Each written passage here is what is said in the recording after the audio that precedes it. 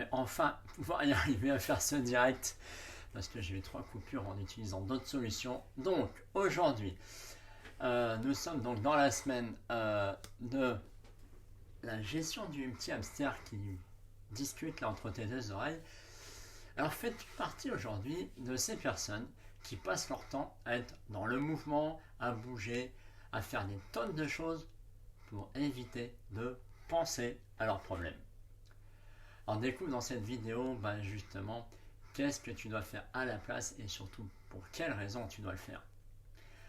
Alors pendant longtemps, j'ai été cette personne qui est dans l'action, qui fait des tas de choses, mais je faisais tout et n'importe quoi. Ça peut être aller faire du sport à outrance, faire le ménage, la cuisine, voir des films, des vidéos, écouter de la musique, bref, toujours être occupé pour éviter de penser à mes soucis relationnels au niveau du boulot, mes soucis de timidité qui me généraient ce stress, ces préoccupations 100% de mon cerveau. Et donc pour éviter d'y penser, en dehors de ça, je m'occupais tout le temps. Et toi qui me regardes, peut-être que tu l'as déjà fait. Et qu'est-ce qui se passe? Tes problèmes ne sont toujours pas résolus. C'est ce qui m'arrivait, hein. Le soir, en plus, je me couchais et je dormais pas forcément très bien. Je repartais au boulot, j'arrivais à la boule au ventre. Mes relations, ma timidité ne changeaient quasiment jamais. Oui, je ne faisais rien. Alors, j'ai une petite question pour toi aujourd'hui. Par rapport plutôt à une histoire à te partager plutôt d'abord. C'est un de mes mentors qui me racontait cette histoire-là. Imagine la situation. Tu as un gros abcès aux dents, à une dent. Tu dois te faire enlever la dent. Et tu as tellement mal que tu presses le dentiste pour avoir ton rendez-vous. Et tu obtiens ce rendez-vous, tu vas à ce rendez-vous, le dentiste t'endort la zone, la gencive qu'il faut, et il commence à vouloir t'arracher la dent, mais t'as mal, t'en peux plus, tellement tu cries, tu hurles, t'es prêt à tout casser la baraque pour que ça s'arrête. Et le dentiste te regarde et te dit, écoutez, j'ai 2 solutions à vous proposer. La première, écoutez, vous allez venir tous les jours pendant 6 mois, voire 8 mois, en fonction de comment ça avancera, à 18h, et on tirera un petit peu sur la dent pour la faire bouger un petit peu, et vous reviendrez chaque jour de la semaine, tous les jours pendant 6 à 8 mois. Ou alors, je mets le paquet là, ça va faire mal, mais après, vous verrez, ça sera fini.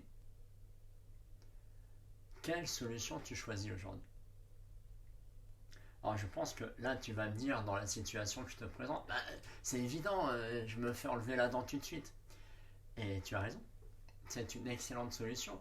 Pourtant, est-ce que tu fais ça avec tes émotions, avec tes problématiques du moment? Est-ce que tu les résous tout de suite, ou tu fais de la fuite là et tu passes ton temps à faire autre chose, à ne pas vouloir y penser, à jouer la femme ou l'homme fort pour pas y penser, t'asseoir dessus et viendra ce qui viendra.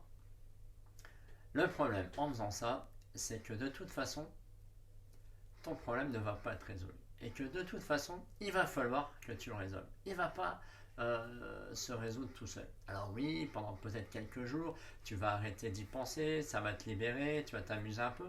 Mais entre nous, est-ce que tu vas te sentir en paix? Est-ce que tu vas te sentir serein? Est-ce que tu vas avoir des nuits paisibles, à avoir un sommeil complètement réparateur? Je suis sûr que non. La vie est ainsi faite, c'est que tu dois traverser tes émotions, tu dois traverser tes difficultés. Pourquoi?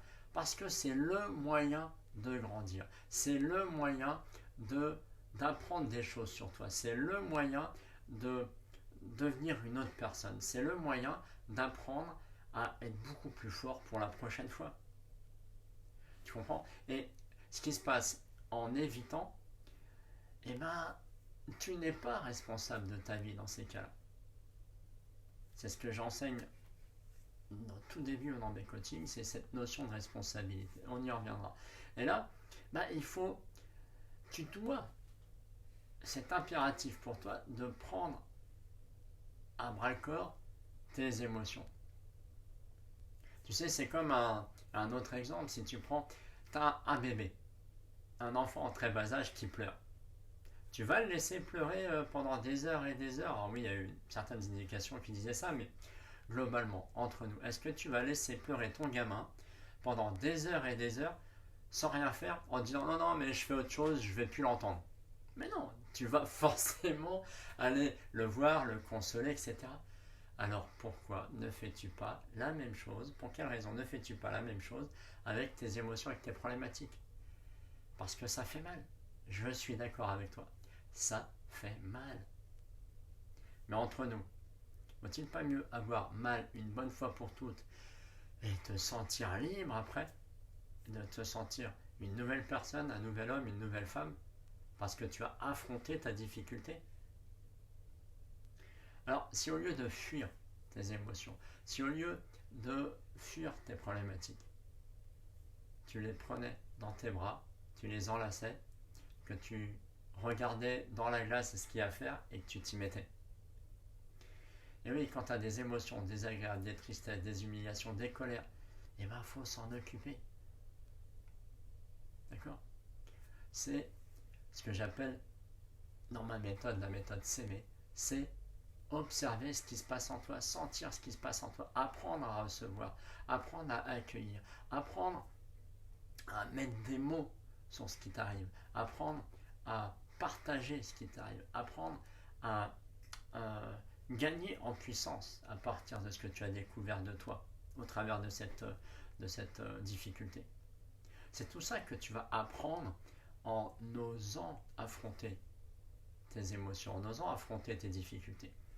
Alors, aujourd'hui, ça serait vraiment important que tu comprennes cette chose-là, que quoi qu'il arrive, de toute façon, tant que tu n'auras pas pris en main tes émotions, tes difficultés, ça va revenir. Et en plus, ça peut revenir, et ça reviendra au fil du temps de plus en plus fort. Peut-être que ne pas avoir dit les mots M-O-T, tu vas choper des mots M-A-U-X, tu vas choper, les émotions contenues dans ce que tu ne partages pas, elles sont stockées quelque part. Peut-être que tu vas prendre du poids, peut-être que tu vas maigrir, peut-être que tu vas avoir un cancer, peut-être que tu vas développer une autre maladie. Je ne dis pas que l'émotion c'est la maladie, mais elle va déclencher, ça va être un facteur déclenchant pour ton corps. Et aussi pour le bien-être de ton cerveau. Prends soin de toi. Prendre soin de soi, c'est pas avaler des pilules, des cachets, des calmants. Non, non, non, non. C'est oser regarder la réalité en face, la prendre en main et s'en occuper. Alors aujourd'hui, quelle est cette émotion que tu n'oses pas regarder en face? Quelle est cette difficulté que tu n'oses pas regarder en face pour t'en occuper et la régler parce que ça te fait mal? Alors,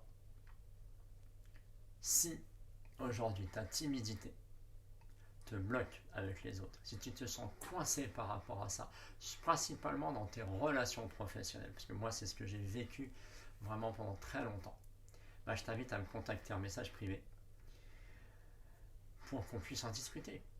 Si je peux t'aider, et je sais que je peux t'aider. Donc, prends soin de toi et surtout ose regarder ta vérité en face. À demain pour la prochaine vidéo.